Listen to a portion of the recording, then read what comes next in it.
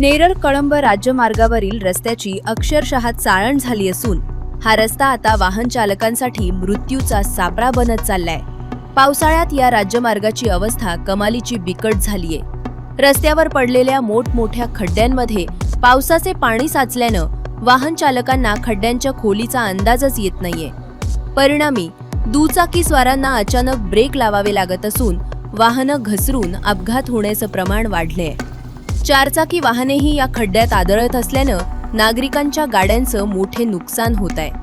नेरळपाडा railway gate ते मातोश्री नगर दरम्यानच्या रस्त्याची ही दुरवस्था केवळ खड्ड्यांपुरती मर्यादित नाही।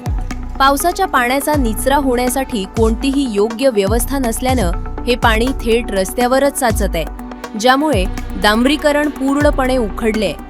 त्यातच रस्त्याच्या दुतर्फा वाढलेली झाडी, साचलेला कचरा आणि अस्वच्छतेमुळे चालकांचं नियंत्रण सुटत असून अपघाताचा धोका कमालीचा वाढलाय।